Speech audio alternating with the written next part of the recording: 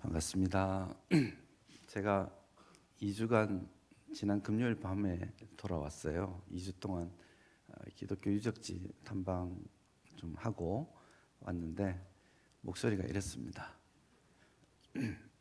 아침에 좋은 목소리, 부드러운 목소리 들으셨으니까 오후에는 이런 목소리도 괜찮지 않겠습니까? 예, 좀 거친 목소리지만 하나님 말씀만 들려지기를 바랍니다. 이래서 안 오려고 했었습니다. 제가 김유철 목사님이 오시라 했으면 무조건 안 왔을 겁니다.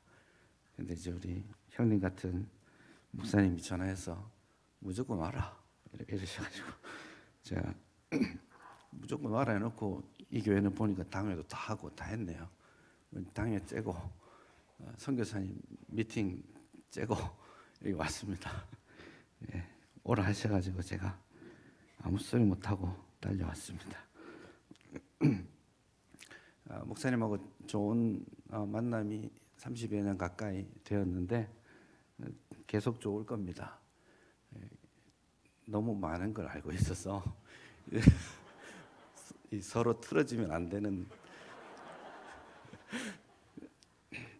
그렇습니다. 그날 운전을 해서 헛헛한 마음으로 가셨잖아요.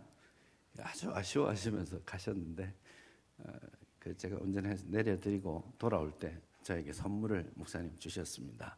기억하실지 모르겠는데 한 7, 80장 되는 밥집 비즈니스 카드를 주셨습니다. 근데 이 맛있는 밥집을 내가 다 이 잠실에 다 알아놨는데 이제는 못 가게 됐다. 너가 좀 다녀라 하고 비즈니스 카드를 이만큼을 주셨어요. 그래서 제가 결국 다 못 가보고 마치긴 했는데 아무튼 목사님 말씀하신 게 거짓이 아닙니다.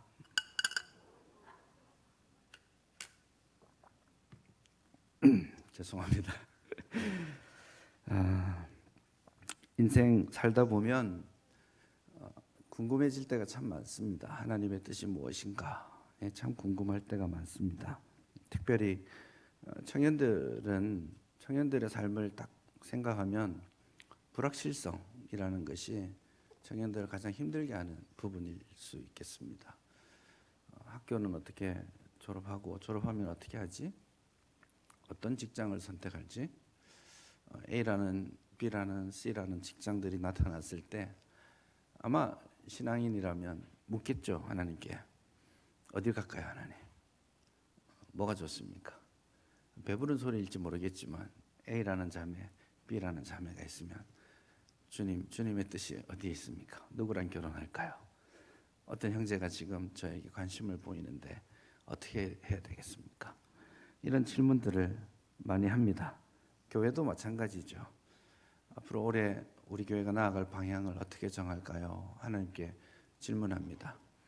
교회 사역이나 여러 가지 방향에 대해서 절차에 대해서 고민하면서 하나님의 뜻이 어디에 있는지 우리가 질문을 많이 하죠. 그게 정상입니다.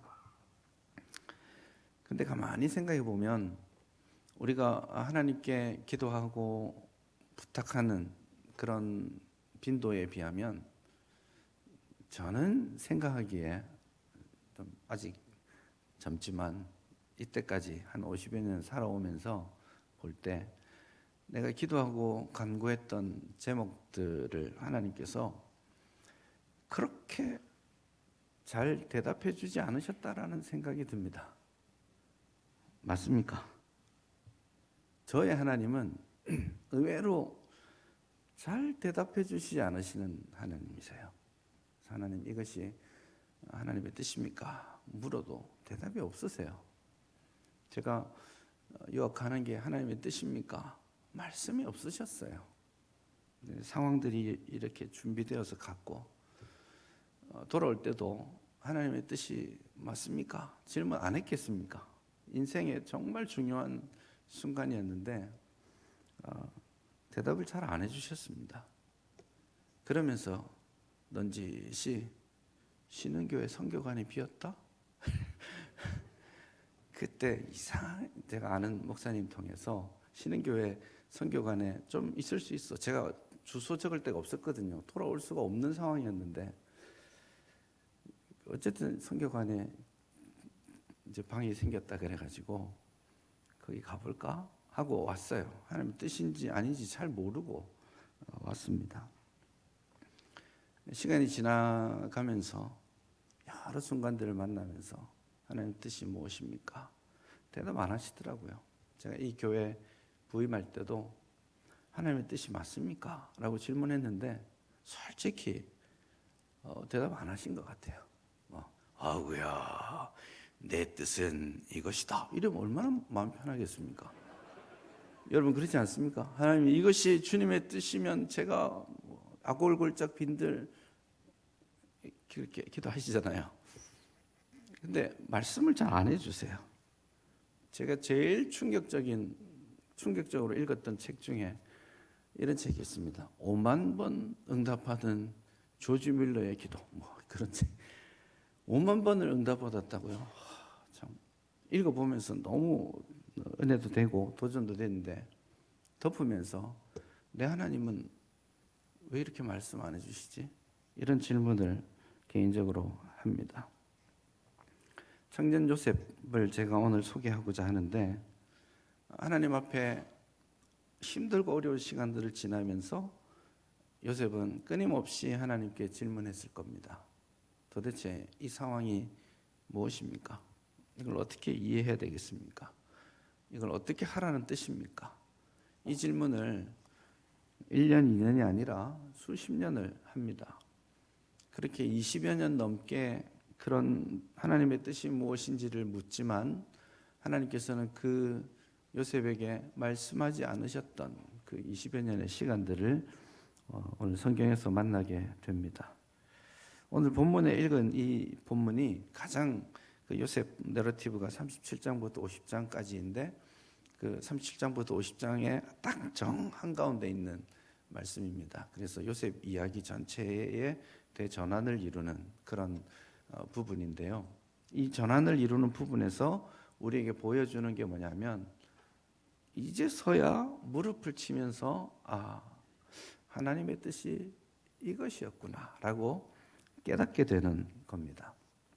그래서 오늘 본문에서 깨달아가는 요셉의 삶의 모습이 청년 요셉의 모습이 우리 청년연합 집회 가운데 오는 이 청년들에게 꼭 필요한 말씀이겠다라는 생각을 하게 된 것입니다. 그래서 청년 요셉이 하나님의 뜻을 깨달아가는 이 과정들을 보시면서 여러분의 삶에 여러 굴곡진 삶의 현장들을 지나갈 때마다 하나님의 뜻을 알아가는 방법들 그것들을 한번 되새길 수 있었으면 좋겠습니다.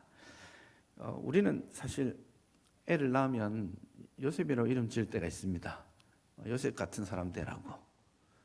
맞습니까? 우리 아들이 요셉 같은 아들 되면 좋겠죠. 사실은 정말 저는 말할 자신이 없더라고요. 우리 아들이 요셉 같은 사람이 됐으면 좋겠긴 한데 요셉이 살아왔던 삶의 자리를 보니까 이 숱한 어려움들을 어떻게 극복해낼 수 있었을까 이런 고민이 됩니다. 요셉은 형들에게 미움을 받았습니다. 팔려갔습니다. 여러분 이거가 요셉의 인생에 있어서 얼마나 큰 고통이고 트라우마였겠습니까? 잠을 자다가도 벌떡 일어날 겁니다. 형들이 돈을 받고 자기를 팔아넘길 때의 그 모습을 마지막으로 보았던 그 형들의 모습을 요셉이 잊을 수가 있었겠습니까? 10년이 지나고 20년이 지나서 형들이 이렇게 옵니다. 형들이 곡식을 구하러 왔을 때에 요셉은 바로 알아봅니다. 형들이라고. 그걸 꿈엔들 잊었겠습니까? 근데 그 많은 그 고통의 시간들을 주었던 형들의 그 미움, 형들의 그 불법적으로 팔아넘기는 그 모습들, 그 고통, 형들에게 살려달라고 아우성쳤지만 형들은 자신을 구덩이에 던져놓고는 그 위에서 요셉이 밤새 목이 터져라고 형들에게 날 살려주시오, 날 살려주시오 했던 그 부르짖음을 다 무시하고 그 위에서 밥해 먹었던 형들의 모습을 요셉이 어떻게 잊었겠습니까? 쇠사슬에 묶여서 끌려가면서 요셉은 자신의 하나님께 기도하지 않았겠습니까? 하나님, 저에게 꿈을 주신 분이 하나님 아니십니까? 내가 뭐 꿈 달라고 했습니까? 하나님이 꾸게 해주셨잖아요. 그런데 이게 뭡니까? 제가 꾼 꿈, 제가 확신했던 내 미래, 이게 무엇입니까? 도대체. 그렇게 기도했지만 하나님은 요셉에게 나타나지 않으셨습니다. 여러분 성경을 보시면 아브라함도 있고 이삭도 있고 야곱도 있지만 이 세 사람에게는 하나님이 직접 나타나시고 말씀도 하시고 하셨지만 사실은 요셉 이야기 전체를 봐도 하나님이 요셉에게 요셉아 하고 나타나신 적은 없어요. 실제로 말씀하지 않습니다. 그래서 세 사람은 약속을 받았던 사람이었지만 아버지, 할아버지의 약속을 믿음으로 받고 살아내야 했던 사람이 요셉입니다. 요셉이 끌려가서 뭐 못했습니까? 열심히 잘 살았습니다. 하나님을 중심에 두고 살았습니다. 우리 같았으면 쉽지 않았을 겁니다. 끌려가서 외국에 종살이를 합니다. 그러다가 지도새도 모르게 죽어가는 것이 태반입니다. 어쨌든 요셉은 그 종살이도 열심히 잘 합니다. 보디발의 아내가 자신을 유혹할 때에도 괜찮은 선택 아닙니까? 먹고 살기 괜찮은 일 아닙니까? 그런데 어떻게 내가 하나님 앞에서 범죄할 수 있겠습니까? 라고 말하면서 하나님을 선택했습니다. 이쯤 되면 하나님이 그래 이 녀석 참 충성되다 하고 길을 쫙 열어주셔야 되지 않겠습니까? 그런데 의를 선택한 요셉이 경험한 것은 감옥에 들어가는 겁니다. 이건 누가 봐도 불합리한 일입니다. 보디발이 봐도 자기 아내가 잘못했어요. 요셉은 의롭다라는 것을 보디발이 압니다. 그럼에도 불구하고 이 요셉을 감옥에 넣습니다. 자존심이죠. 사람들 앞에서 내 아내가 잘못했다라고 어떻게 말을 합니까? 그러니 의로운 요셉을 감옥에 넣습니다. 정말 말도 안 되는 고통을 겪는 것이죠. 하나님을 위해 의를 선택했는데 결국 더 낮고 천한 감옥으로 빠져 들어갑니다. 무슨 기도였을까요? 하나님이 주신 꿈을 기대합니다. 이렇게 했을까요? 요셉이? 저는 그렇게 생각지 않습니다. 도대체 이게 뭡니까? 하나님 왜 이러시는 겁니까? 아니 내가 주를 위해 결단했으면 최소한 도와는 주셔야 될 거 아닙니까? 더 나쁘게는 안 해주셔야 하나님 그래도 저한테 예의를 차리시는 거 아니에요? 하나님? 그렇게 생각이 들었을 겁니다. 그 감옥 생활을 하루 이틀 한 게 아닙니다. 수년 동안 합니다. 감옥에서 사람들을 만나는 일도 있었습니다. 술 맡은 관원, 똥 맡은 관원 예언을 자기 꿈을 해석해 줍니다. 그리고 요셉이 그렇게 이야기를 하죠. 술 맡은 관원에게 당신이 사흘 후면 나가서 잘 될 텐데 제발 나를 기억해 주십시오. 이걸 신신당부 성경에서도 2번이나 강조하면서 제발 나를 기억해 주십시오. 제가 여기에 갇혀 있을 만한 일을 한 것이 아닙니다. 저는 억울하게 여기에 몇 년째 갇혀 있는 겁니다. 나가시거든 제발 날 살려주십시오. 여러분 이때 요셉이 하나님께 기도하고 있었던 게 어떤 내용이었겠습니까? 애굽의 총리 대신이 되게 해달라고 기도했을까요? 아닙니다. 요셉의 꿈은요 여기서 나가서 사랑하는 아버지 만나는 거였어요. 아빠 나 살아있었어 하고 달려가는 소박한 꿈이죠.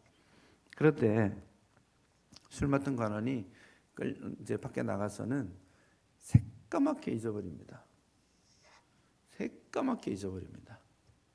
그리고 요셉은 이제 술 맡은 관원이 밖으로 나갈 때 그런 생각을 했겠죠. 드디어 됐다. 하나님 정말 내 기도 들어주시는구나.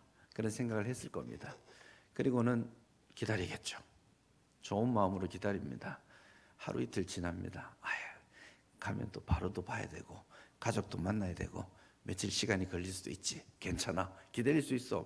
몇 년을 기다렸는데 며칠을 못 기다려? 일주일이 됩니다. 아무 소식이 없습니다. 2주가 지납니다. 한 달이 지납니다. 그리고 포기하기 시작하죠. 성경은 그렇게 말합니다. 완전한 2년이 지난 다음에 이렇게 표현해요. 그래서 완전히 2년이 지난 다음에 바로 왕이 꿈을 꾸는 그런 대목이 나옵니다.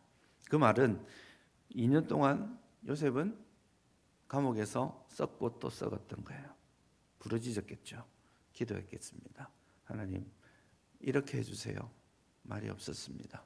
하나님, 알려는 주세요. 내가 왜 이런 고난을 받는지는 알고 가야 될 거 아닙니까? 말씀이 없으셨습니다. 그렇게 2년 동안 썩었어요. 2년 후에 바로 왕이 요셉을 불렀을 때 요셉이 몰골이 많이 아니에요. 수염은 이렇게 사람을 알아볼 수도 없을 만큼 자라있고 그냥 꾀지지하게 감옥에 갇혀있는 그런 한 사람이 되어 있었습니다. 요셉의 그 소박했던 꿈마저도 하나님은 응답해 주시지 않았죠. 그렇게 22년이 흘렀어요. 형들을 만났습니다. 요셉 자신이 꾼 꿈을 생각합니다. 근데 이 형들, 여러분 형들을 만났을 때 어떤 생각이 들었겠습니까? 아, 보고 싶었던 형들일까요?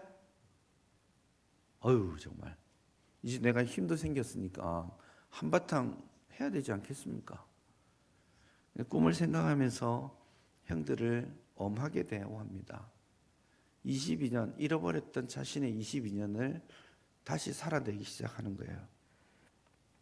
형들이 팔아버렸을 그 순간부터 자신이 잃어버렸던 하나님의 뜻을 알지 못하고 지나왔던 그냥 어쩔 수 없이 견디고 견뎌야만 했던 그 고통스러웠던 시간들을 되짚어보는 기회가 된 것이죠. 그래서 요셉 이야기는 형들을 만나기 전까지 22년의 삶이 왔고 형들을 만나고 난 다음에 22년의 삶을 다시 살아가는 것이 요셉의 이야기입니다. 그래서 엄하게 이렇게 말하죠. 형들을 만났을 때 정탐하러 왔지? 이 내용 다 아시죠? 너 정탐하러 왔지? 그 말이 뭐냐면 너 스파이지 이 말입니다. 그 말을 누가 했을까요? 22년 전에 형들이 자기에게 했던 말입니다. 너 스파이지. 내 이야기들 다 아버지한테 갖다 일러 바치고 그렇게 했던 겁니다. 그리고 엄하게 그들을 묶어서 감옥에 던져넣습니다. 히브리어 본문에서 보면 그 감옥이 구덩이라고 표현되어 있습니다. 일부러 그렇게 되어 있는 거예요. 구덩이에 집어넣습니다. 자기를 형들이 구덩이에 넣었던 것처럼 집어넣습니다. 요셉은 지금 22년 전 잃어버렸던 그 기억으로 이미 돌아가 있는 겁니다. 돌아가서 이 형들을 어떻게 해야 될지 고민하는 거예요. 성경에 보면 형들 보면서 울었다는 이야기 꽤 나오죠. 몇 번 나오지만 우는 이유가 다릅니다. 뭐 때문에 울었겠습니까? 보고 싶어서 울었을까요? 22년의 삶을 돌아보면서 한스러워서 울었을 수도 있습니다. 형들을 보고 울었을 때랑 베냐민을 보고 울었을 때랑은 전혀 다릅니다. 베냐민을 보고는 그 정을 억제하지 못하여서 울었지만 그 이전에 형들과의 만남에서 울었던 것은 자신의 삶을 기구하게 살아왔던 자신의 삶을 돌아보면서 울었던 겁니다. 그리고 20년 동안 잃어버린 정보들 있잖아요. 형들이 자기를 팔아서 아버지에게 가서 뭐라고 했죠? 우리는 알고 있습니다. 예를 들면 염소 피를 묻혀가지고 보십시오. 이게 아버지 아들의 옷인지 보십시오. 그렇게 속였죠. 근데 요셉은 알았을까요? 몰랐을까요? 몰랐죠. 요셉은 모르는 이야기들입니다. 그래서 형들과의 만남을 통해서 계속해서 베냐민에 대한 정보, 아버지에 대한 정보, 여러 가지 이야기들을 지금 다시 조합해서 22년의 삶을 다시 만들고 있는 게 요셉 이야기이죠.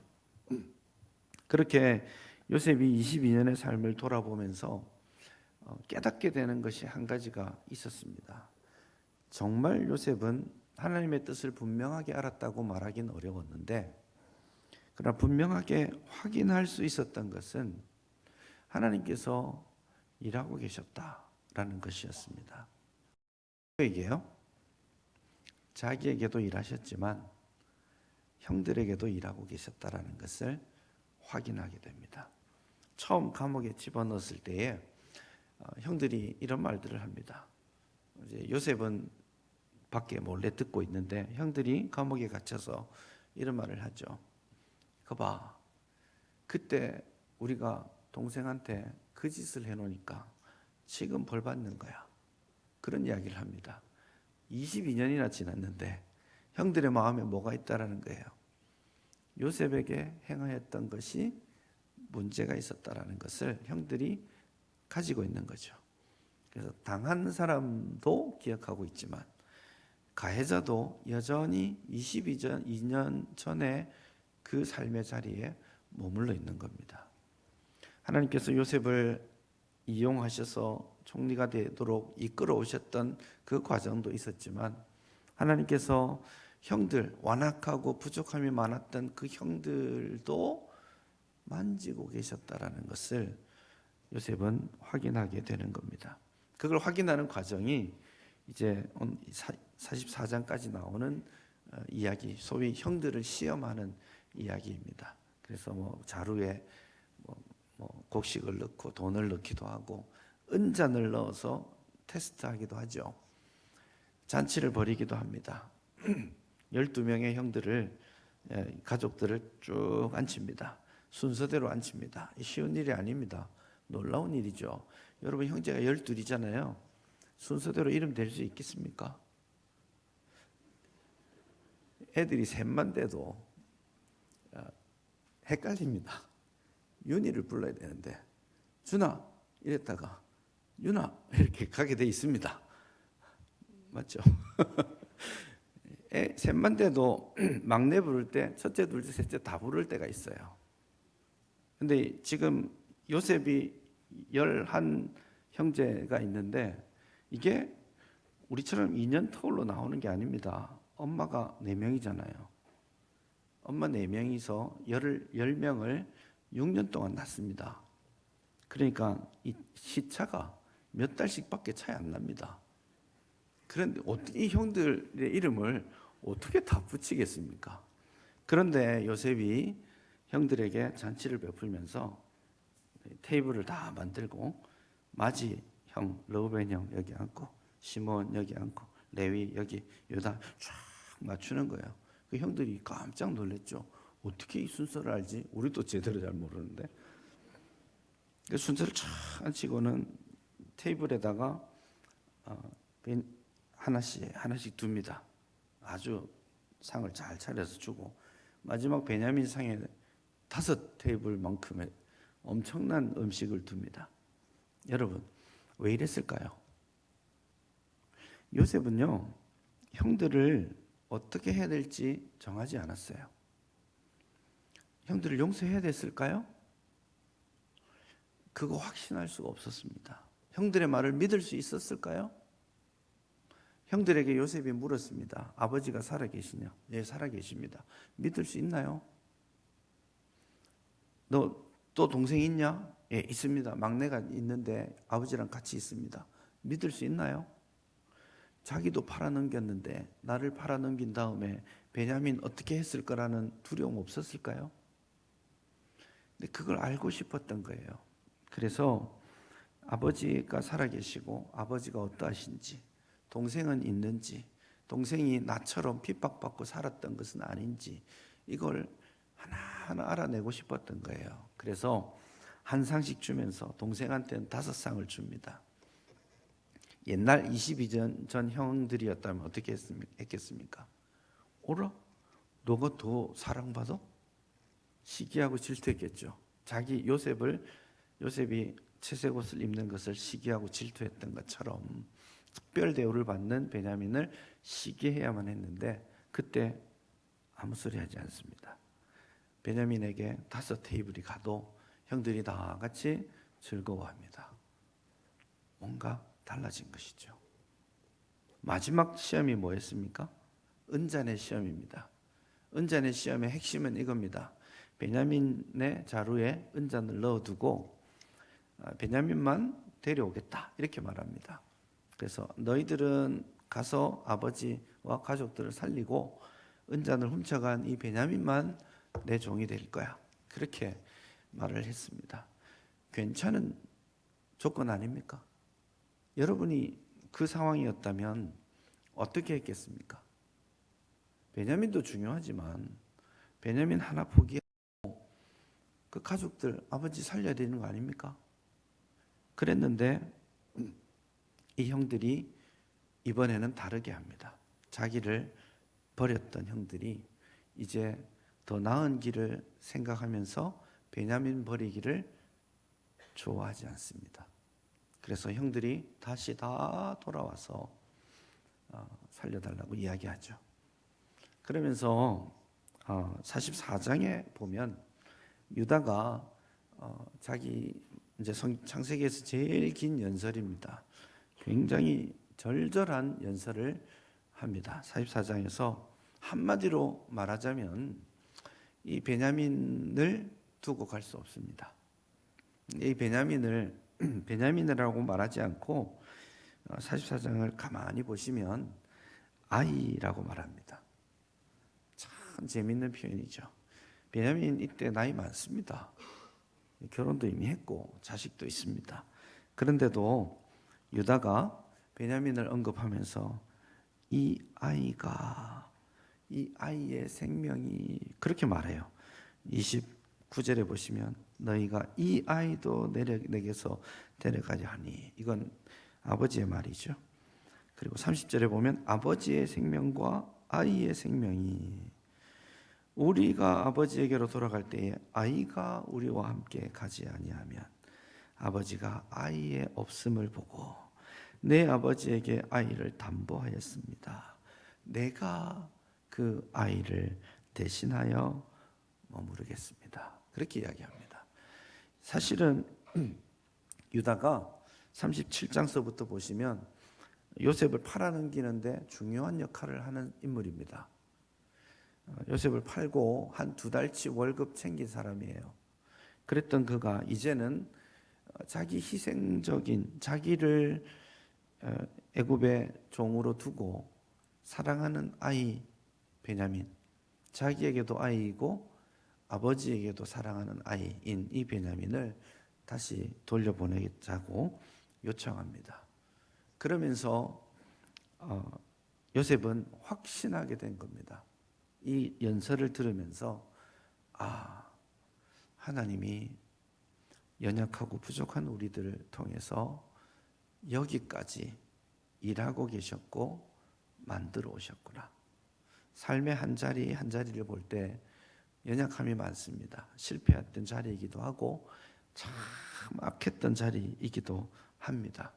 그럼에도 불구하고 그 모든 과정을 다 지나놓고 보니까 그것들이 합력하여 선을 이루시고 하나님께서 이 자리에 나를 부르셨구나, 이때를 위함이었구나 하고 드디어 깨닫게 되는 겁니다. 이거 잘 아셔야 됩니다. 45장에서 오늘 우리가 읽은 이 본문을 보면 굉장히 특별한 말씀을 반복합니다. 5절을 보시면, 5절 말미에 보시면 하나님이 생명을 구원하시려고 나를 당신들보다 먼저 보내셨나이다. 7절에도 보세요. 마지막에 나를 당신들보다 먼저 보내셨습니다. 8절에도 그런즉 나를 이리로 보낸 이는 당신들이 아니고 하나님이십니다. 그렇게 고백합니다. 당신들이 나를 팔았다고 생각지 마세요. 그거 생각하면서 22년 동안 발 뻗고 잠 못 자는 삶을 살았을지 모르겠지만 지금 내가 깨닫고 보니까 하나님이 나를 여기에 보내셨네요. 그것을 알게 된 겁니다. 이제서야 깨닫게 된 겁니다. 형들의 변화의 모습을 보면서 자신의 삶을 되돌아보면서 그때 내가 기도했던 것들 하나도 응답되지 않았는데, 그때 내가 질문했던 것들 하나도 대답해 주시지 않았는데, 시간이 지나서 지나온 삶을 돌아보니까 이제는 무릎을 치며 알게 되는 겁니다. 이게 하나님의 뜻이었구나, 하나님의 뜻이 여기에 있었구나 라는 것을 알게 됩니다. 그래서 하나님의 뜻 알아가기라고 제가 설교 제목을 정했는데 이게 핵심입니다. 여러분들에게 하나님의 뜻이 무엇인지 궁금하시죠? 좀 알고 싶지 않습니까? 좀 알면 삶이 괜찮아질 것 같죠? 이렇게 헤매지 않아도 되잖아요. 고민하지 않아도 되고 여기다 하면 가면 되잖아요. 얼마나 쉬워요. 근데 여기다 라고 말 안 해주시니까 싹 하다가 실패하면 무슨 생각 듭니까? 하나님이 뜻이 아닌가 생각합니다. 갔는데 잘 되면 야, 이거 하나님의 뜻인가 보다 생각하죠. 굉장히 위험한 생각입니다. 잘 됐는데 하나님의 뜻 아닌 거 많습니다. 잘 안 됐는데 하나님의 인도하심의 결과인 것 많습니다. 그래서 하나님의 뜻은 그렇게 알아가는 게 아니에요. 근본적으로 제가 질문하고 싶은 것은 하나님의 뜻 알아가기인데 하나님의 뜻을 알 필요가 있을까요? 여러분 하나님의 뜻을 알고 싶으시죠? 알 필요가 있을까요? 요셉은 22년이 지난 다음에 하나님의 뜻을 깨닫습니다. 과거를 돌아보면서 하나님이 만들어 오셨던 자신의 삶을 보고 그때는 지옥 문턱이라는 생각이 들 만큼 힘들었는데 그게 하나님께서 총리 대신으로 만들어 가시고자 준비해 놓으셨던 고속도로였구나, 터널이었구나. 그렇게 깨닫게 되는 것이죠. 그렇기 때문에 요셉은 사실 더 이상 자신의 삶을 향한 하나님의 뜻을 물을 필요가 없어진 겁니다. 여러분 하나님의 뜻을 너무 궁금해하지 마세요. 진짜 하나님의 뜻이 맞으면 알려주실 겁니다.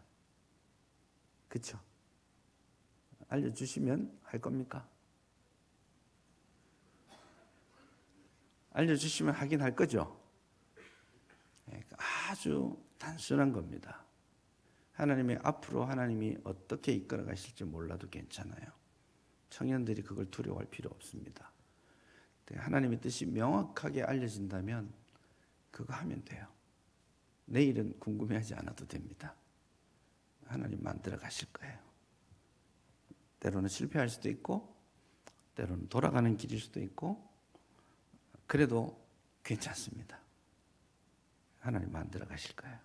선하신 하나님이시니까. 드러난 하나님의 뜻이 있으면 하세요.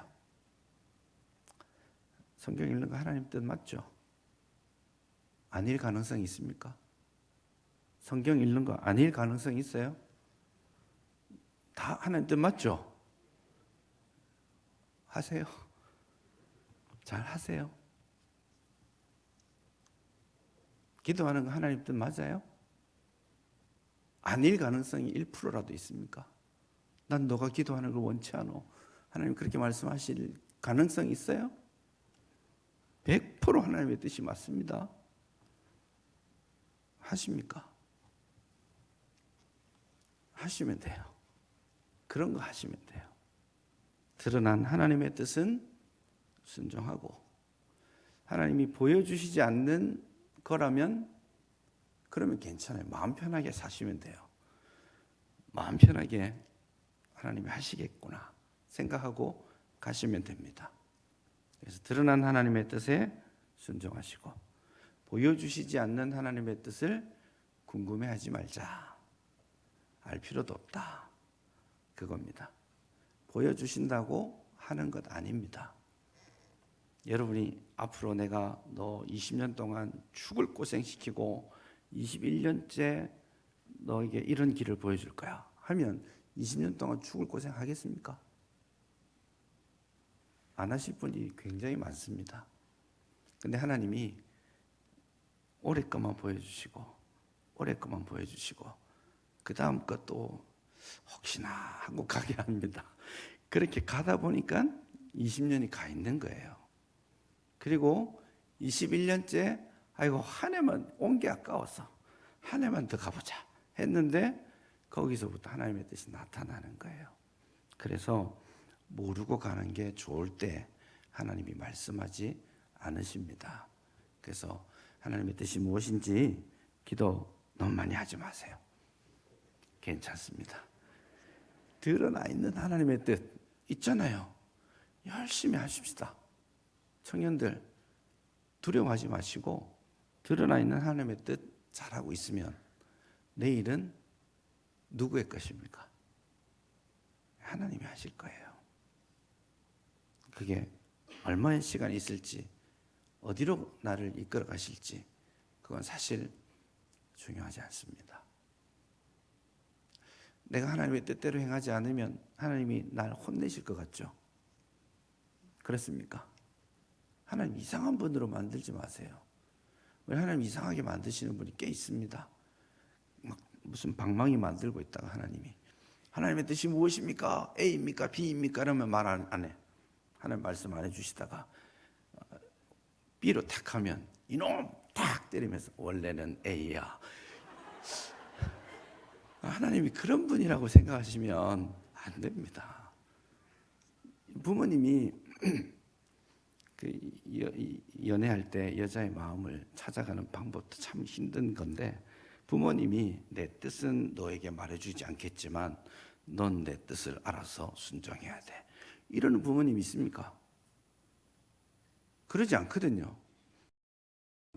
당신의 뜻을 잘 알려주십니다.